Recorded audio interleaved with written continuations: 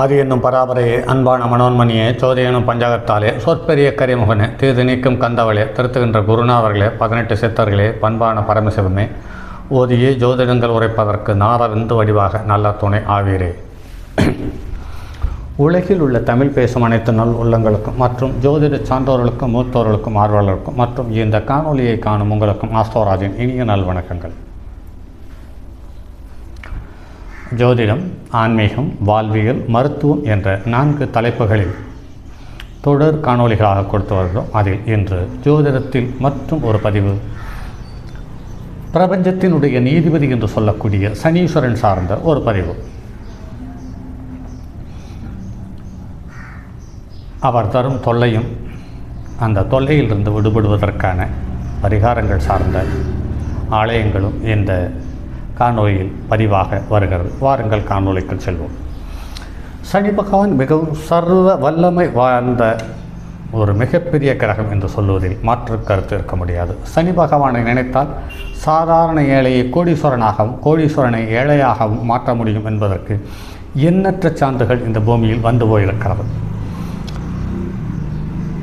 எவ்வளவு பெரிய கெட்டிக்காரனாக இருந்தாலும் அவனுடைய சர்வ வல்லமையையும் குறைத்து ஓட்டாண்டியாக ஆக்கி சரித்திரத்தை, அவனுடைய அதீத சக்தி கொண்ட சரித்திரத்தை நிர்மூலமாக்கக்கூடிய தன்மையுள்ளவன் இந்த சனீஸ்வரன். புராண காலத்தில் ஒரு சமயம் ராமணேஸ்வரன் ஒரு நாளைக்கு 1008 சிவலிங்கங்களை பிரதிஷ்டை செய்து அர்ச்சனை செய்து உடல் நரம்பை வீணையாக வாசித்து உடல் ஆச்சார சுத்தியுடன் உடல் ஊன் உறக்கமின்றி தினசரி தவமிருந்து 1000 வருடம் தவமிருந்து உலகிற்கு படியளக்கும் பரமசிவனை தரிசித்து எனக்கு தேவர்களாலும் அசூரர்களாலும் சாகா வர வேண்டும் என்று ராமணேஸ்வரன் கேட்க, அப்படியே பரமசிவனும் வரம் கொடுத்தார். இந்த வரத்தினை பலனை பெற்ற ராமணேஸ்வரன் இனி உலகத்தில் எவராலும் நம்மை வெல்ல முடியாது, எதிரிகளே இல்லை என்ற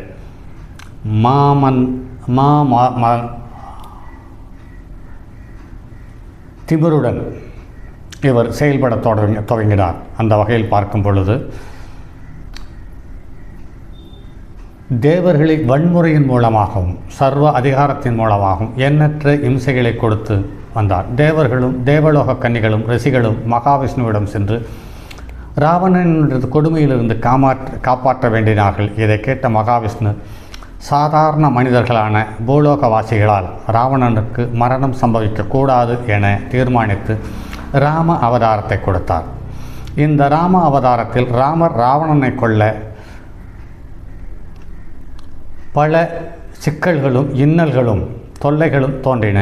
அதன் விளக்கம் என்னவென்றால், ஒருவனுக்கு ஜனன காலத்தில் கிரகங்கள் நன்றாக இருந்து நடைபெறுகின்ற திசை புத்தி காலங்களில் நல்ல நேரமிருந்து விதியினுடைய பலன் நல்லதாக அமைந்தானால் அவனது சாதாரண மனிதனை விட எல்லாவித அபூர்வ சக்தியையும் பெற்று அவன் அழிக்க முடியாத சக்தியை பெறுகிறார் என்று சொல்லப்பட்டிருக்கிறது. அதன்படி ராமர் அவதாரம் எடுத்த மகாவிஷ்ணு என்கிற ராமர் ராவணனை அழிக்க சிரமப்பட்டார். ஒரு கட்டத்தில் சர்வ சக்தியுடன் திகழ்ந்து கொண்டிருக்கும் நேரமே ராவணனுக்கு தீய காலம் விதிப்படி ஆரம்பிக்கும் முன்னே அவனை எப்படி கொல்லுவதென்று யோசித்து கொண்டிருந்தார். ராமர், ஸ்ரீ ராமபிரபு, நீங்கள் சிவபெருமானிடம் பெற்ற வரத்தால் 7 கிரகங்களையும் தனது சிம்மாசனம் ஏறும் படிகளாக அமைத்து கொண்டார். அந்த காலகட்டத்தில் ராகு கேதுக்கள் தோன்றவில்லை. 7 கிரகங்களையும் குப்புற படக்க வைத்து 7 படிகளாக ஏறி இறங்கி வந்து கொண்டிருந்தார். இதில் என்ன செய்ய முடியும் பிரபு என நாரதர் மகாவிஷ்ணுவுடன் கேட்கிறார். அப்போது மகாவிஷ்ணு நாரதரிடம் சொல்லுகிறார், நாரதா, இதற்கு ஒரு வழி உண்டு. சனி பகவான் அஷ்டமத்திலே சஞ்சாரம் செய்யும் காலம். அவன் பார்வை 10வது பார்வையாக அவன் மீது படும்படி ஒரு நாடகத்தை அரங்கேற்றம் செய்யலாம். அந்த வகையில் நீ ராவணனிடம் சென்று சில உபதேசங்களை செய்தால் நீ ராம அவதாரத்தில் மற்றவர்களையும் ராவணனை அழிப்பேன், தேவர்களையும் காப்பேன், மற்றவர்களையும் காப்பேன் என்று சொல்லி மகாவிஷ்ணு மறைகிறார். அப்போது ஒரு நாள் ராமணேஸ்வரன் தன்னுடைய சபையிலே 7 கிரகங்களையும் படிகளாக அமைக்கப்பட்டு படியில் ஏறி இறங்குகிறார். சூரியன், சுக்கிரன், செவ்வாய், புதன், குரு, சுக்கிரன், சனி என்று இப்படி 7 படிகளாக அமைக்கப்பட்டு ஏறி இறங்கி நர்த்தனமாடிய வண்ணம் அதிகார மமதையுடன் காணப்படுகிறார். அப்போது ஒரு ஆள் திடீரென்று நாரதர் ராவணனுடைய அரசபையில் நுழைகிறார். அப்போது அவரை பாராட்டி அவருடைய வாழ்த்தி அமைகிறார். அப்போது அவருக்கு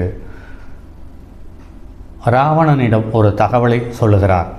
உங்களுடைய சக்திக்கும் அதீத பலத்திற்கும் நீங்கள் பெற்ற வரத்தினுடைய சக்தியாலும் செயல்பட்டு கொண்டிருக்கிறீர்கள். அந்த வகையில் பார்க்கும் பொழுது அனைவரையும்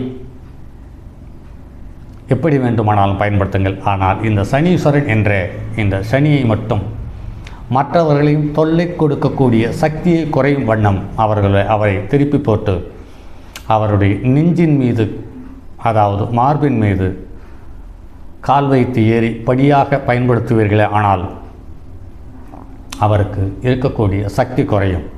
அப்படி சக்தி குறையும் பொழுது அவருக்கு மற்றவர்களை தொல்லை கொடுக்கும் சக்தியும் குறையும் என்பதில் உங்களால் இந்த பிரபஞ்சத்தில் இருக்கக்கூடிய மக்களும் நலம் பெறட்டுமே என்று சற்று ஏற்றிவிடுகிறார். அதில் ராவணனுக்கு ஒரு அதீத சந்தோஷம் கலந்த புன்முறுவலோடு அப்படியே செய்கிறேன் என்று சொல்லியுள்ளார். எல்லா கிரகங்களையும் மல்லாக்கப்படுத்து படுக்க வைத்துவிட்டு, அதாவது சூரியன், சந்திரன், செவ்வாய், புதன், சுக்கிரன் ஆகிய கிரகங்களை ஏறி நடக்கிறார். சனி பகவானுடைய மார்பில் கால் வைத்து நடக்க ஆரம்பிக்கிறார். அந்த வகையில் பார்க்கும் பொழுது மார்பில் கால் வைக்கும் ராவணனை சனி நிதானமாக தன்னுடைய 10ஆம் பார்வையாக பார்க்கிறார். அன்று முதல் ராவணனுக்கு ஏற்ற இறக்கமான பலன்கள் நடக்க ஆரம்பித்து விடுகிறது. உடனே ராவணேஸ்வரனுக்கு அன்றையிலிருந்து நல்ல நேரம் மறைந்து கெட்ட நேரம் ஆரம்பிக்கிறது. சனி பகவானுக்கு விடுதலை கிடைக்கிறது. ராவணனை போருக்கு காரணகர்த்தாவாக திகழ வைத்தவர் சனி பகவானே. இதை ஏன் எடுத்துரைக்கிறேன் என்றால், 3,000,000 தேவர்களும் வாழ்நாளும் முயன்றும் பெற்ற பெருந்தவம் இக்கோடியராலும் வெள்ளப்பாடாய் என்ற வரமும் அமைந்த அல்லது பெற்ற ராவணனுக்கு ஆயுள் சக்தியையும் பெற்ற ராவணனுக்கு அஷ்டமத்து சனியார் அழிகிறான் என்பதற்கு மேற்கண்ட உதாரணத்தை கோடிட்டு காட்டுகிறோம். மேலும் சாதாரண மக்களாகிய நாமும் சனி பகவானை வழிபட்டு வந்தால் அஷ்டமச்சனி கொடூர செயல்களிலிருந்து கொஞ்சம் கொஞ்சமாக விடுபடலாம். அந்த வகையில் சனீஸ்வரனை வழிபடக்கூடிய இந்த பிரபஞ்சத்தில் சித்தர்களால் உருவாக்கப்பட்ட சில கோவில்கள் அல்லது ஆலயங்கள் என்று பார்க்கும் பொழுது சனி பகவானின் இடர்பாடுகள், இன்னல்கள் இவைகளிலிருந்து விடுபட்டு நலமடைய கீழ்கண்ட கோவில்களை உங்களால் முடிந்த அளவுக்கு தங்களின் வசதிக்கு ஏற்றவாறு வழிபடும் பொழுது பணிவன்புடன் கேட்டுக்கொள்கிறேன். 1. பாண்டிச்சேரி மாநிலம் காரைக்காலுக்கு அருகிலுள்ள திருநள்ளாறு என்ற சனி பகவானுடைய கோவில், அதாவது தர்ப்பரேஸ்வரர் என்று சொல்லக்கூடிய ஒரு சிவனின் கோவில். இவருக்கு தனி சன்னதி இருக்கிறது. அந்த இடம் எண்ணற்ற மனிதர்களுடைய தோஷம் நிவர்த்தியான இடம் என்று சொல்லப்பட்டிருக்கிறது.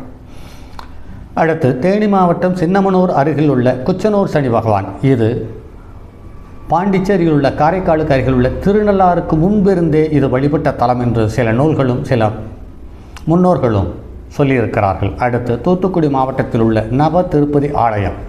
அடுத்து நாகப்பட்டினம் காயாரோகணர் என்ற ஒரு ஆலயம். அடுத்தது தஞ்சை மாவட்டத்தில் உள்ள ஸ்ரீ வாஞ்சியம். அடுத்து கும்பகோணம் அருகில் உள்ள திருநறையூர் என்று சொல்லக்கூடிய நாச்சியார் கோயில். அடுத்து நாமக்கல் ஸ்ரீ ஆஞ்சநேயர் ஆலயம். அடுத்து கர்நாடகா மாநிலத்தில் உள்ள உடுப்பி கோவில். அடுத்து கேரளாவில் கொச்சிக்கு அருகில் உள்ள திருக்காக்கரை கோவில். அடுத்து திருக்கருக்காவூர். அடுத்து காஞ்சிபுரத்தில் உள்ள சித்திரகுப்தர் ஆலயம் மற்றும் சோளிங்கர் சின்னமலையில் உள்ள ஆஞ்சநேயர் ஆலயம். சுசீந்திரம் தானுமாலயன் ஆலயம். கேரளாவில் தலச்சேரியில் உள்ள திருவாங்காடு ஸ்ரீ ராமர் அம்பலம் கோவில். கேரளாவில் ஆலப்புழை அருகிலுள்ள தகழி மகாசாஸ்தா திருக்கோவில். அடுத்து ஸ்ரீ சபரிமலை ஐயப்பனுடைய கோயில். அடுத்து இமயமலையில் அமர்ந்துள்ள அமர்நாத் பனிலிங்கம் என்று சொல்லப்பட்டிருக்கிறது. அடுத்து திருவாரூர் திருத்துறைப்பூண்டி நெடுஞ்சாலையில் உள்ள கச்சனத்திற்கு அருகிலுள்ள திருக்கொள்ளிக்காடு என்ற சனி பகவானுடைய ஆலயம். இது நாகப்பட்டினம் மாவட்டம் தரங்கம்பாடி அருகிலுள்ள அனந்தமங்கலம் ஆஞ்சநேயர் ஆலயம் மற்றும் அஷ்டபைரவர், யோகபைரவர், காலபைரவர், கருடர், யோக நரசிம்மர் போன்ற ஆலயங்கள் சனி பகவானுடைய பாதிப்பை குறைப்பதற்கு சாலச்சிறந்த ஆலயங்களாக சித்தர்கள் சொல்லியிருக்கிறார்கள். அடுத்து திருவரங்கநாதர், அடுத்து திருவன்காடு, அடுத்து திருப்பதி மற்றும் காஞ்சி மற்றும் திருக்கடையூர் நவகிரக ஆலயங்கள். கும்பகோணம் சாரங்கபாணி ஆலயம், திருவலம்சுலி விநாயகர் மற்றும் பிள்ளையார்பட்டி விநாயகர் கோவில்கள். இப்படிப்பட்ட எண்ணற்ற திருக்கோயில்கள் சனியினுடைய பாதிப்புகளை கட்டுப்படுத்தக்கூடிய தகுதியுள்ள கிரகங்களினுடைய கதிரலைகளினுடைய சக்தி பெற்ற கோயில்கள் என்று அந்த காலத்தில் சித்தர்கள் அடையாளம் கண்டு உருவகப்படுத்தி அதற்காக கோயில்களையும் ஆலயங்களையும் நமக்காக அழைத்து சென்றுள்ளார்கள் என்பதை கருத்தில் கொண்டு இந்த சனீஸ்வரனுடைய 7.5 சனி, அஷ்டமச்சனி, அர்த்தாஷ்டமச்சனி, கண்டச்சனி, இந்த சனியினுடைய தாக்கம் உள்ளவர்கள் மட்டும்தான் இந்த கோயில்களுக்கு செல்ல வேண்டுமா? அப்படி இல்லை. சனி உங்களுக்கு நற்கதியை அல்லது நற்செயல்களை அல்லது நற்பலன்களை தரக்கூடிய நிலையில் இருந்தாலும், அதாவது ரிஷப லக்கணத்துக்காரர்களுக்கும், துலா லக்கணத்துக்காரர்களுக்கும், மிதுன லக்கணத்துக்காரர்களுக்கும், கன்னி லக்கணத்துக்காரர்களுக்கும், மகர லக்கணத்துக்காரர்களுக்கும், கும்ப லக்கணத்துக்காரர்களுக்கும், இந்த 6 லக்கணத்தில் பிறந்தவர்களுக்கு சனியினுடைய பூச, அனுஷம், உத்திரட்டாதி ஆகிய நட்சத்திரத்தில் கிரகங்களிலிருந்து தசாபுத்தியை நடத்தினாலும், பரணி, பூரம், பூராடம் இந்த நட்சத்திரத்திலிருந்து தசாபுத்தியை நடத்தினாலும், ஆயில்யம், கேட்டு, ரேவதி என்ற இந்த 9 நட்சத்திரத்தில் எந்த கிரகங்களிலிருந்து தசாபுத்தியை நடத்தினாலும் உங்களுக்கு அருகிலுள்ள இந்த 28 திருத்தலங்களில் எது உங்களுக்கு அருகில் இருக்கிறதோ அன்று வளர்பறையில் வரக்கூடிய சனிக்கிழமை நாள் தரிசனம் செய்து வாருங்கள். உங்களுடைய பிரச்சனைகளை அவர்களிடம் சமர்ப்பியுங்கள். உங்களுடைய வாழ்க்கையில் பெருத்த மாற்றம் வரும் என்பதில் மாற்று கருத்தில்லை. சரி நண்பர்களே, மற்றும் அடுத்தது ஒரு பதிவில் சந்திப்போம். அதுவரை உங்களிடமிருந்து விடைபெறுவது உங்கள் அன்பு நண்பன் எம் ராஜரத்தினம்.